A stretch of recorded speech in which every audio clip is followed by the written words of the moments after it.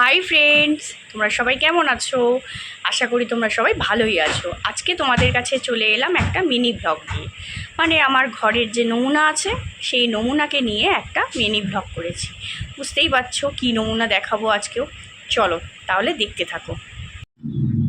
দেখো দেখো তার নমুনাটা দেখো একবার। এই যে জুতোর হাল দেখেছো, বুঝতে পারছো তো জুতোটার কি হাল করেছে? দেখো, স্নিকার্স, ঠিক আছে, এটা বাইরে পড়ে যাবার স্নিকার্স। তো তাকে খেলাধুলা করে তার অবস্থা খারাপ করে দেয়। এটা আজকে বলে নয়, এটা প্রতিদিন চলতেই থাকে। এটাকেই আবার ধোয়া মোছা করা হয়, আবার শোকায়, আবার করা হয়। দেখো, এটা নর্মাল জুতো, তারও একই হাল।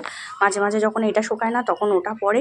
তো বুঝতেই পারছো জুতোটার এইরকম হাল করেছে। তাহলে নমুনাটা একবার চিন্তা করতে পারছো তো।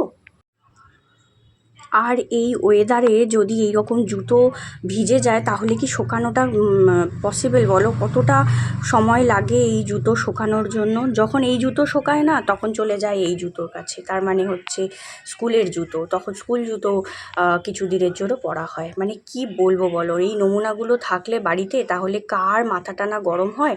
তা কী জন্য আমার এরকমভাবে সময়টা যায় তোমরা বুঝতে পারছো? সারাদিন আমার এইভাবেই সময় চলতে থাকে বন্ধুরা। দেখো, এই একটা নমুনা। এবার দেখতে পাচ্ছ কি অবস্থা। দেখো, করিডরে রাখা যে টপটা, সেই টপটাকে পুরো একেবারে বলের আঘাতে ভেঙে চুরমার করে দিয়েছে। তো আগে খেলতো এই বলটা দিয়ে, ঠিক আছে, দোতলার উপরে ঘর, আগে খেলতো এই বলটা দিয়ে। এটা খুবই হালকা। তো এখন এই বলটা তার একজন মানুষ, প্রিয় মানুষ, সে গিফট করেছে। তো যাই হোক, সেই কারণে খেলাধুলা করে।